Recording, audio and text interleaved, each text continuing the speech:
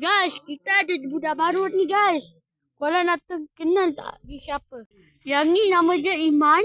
Yang ni nama dia Wafa. Sila berkenalan dengan Wafa. Wafa ni dia memang takut lah kalau kita main. Apabila kalau kita main sorok-sorok dia takut. Kan Wafa?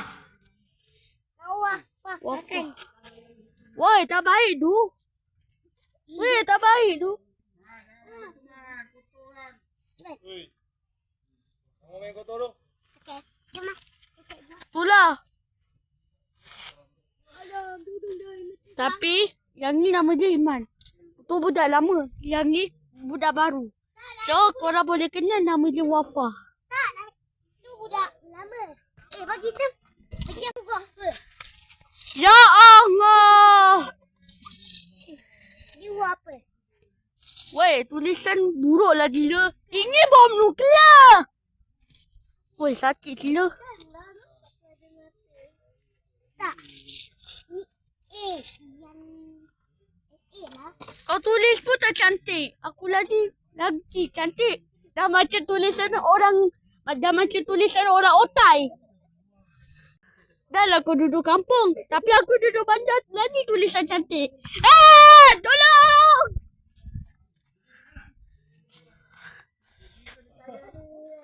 Tak tolong dah tulis tak cantik. Tapi lebih cantik lah.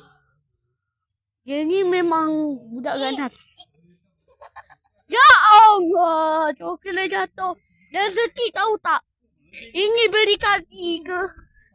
Ya Allah. Dah rosak dah macam berbola api lah. Berbola api pelisa aiskrim. Tahu lah yang ni. So yang ni. So saya jual jajan. Kalau korang nak korang kena subscribe. Oh Iman. Wafa ni memang gelak lah kalau kita menghibur. Dah lah tulisan buruk. Dah macam berbola api pula. Woi! Weh, kotor gila. Saya punya lah. Saya tak suka. Dia buat apa? Tahu. Yang ni huruf A. Aku faham. Dah gila lah budak ni. Ni buat apa? Awak tebi. B lah. Jangan pukul.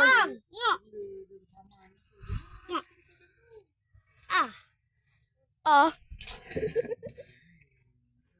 Woi, kau ingat aku nak mati ke apa ni?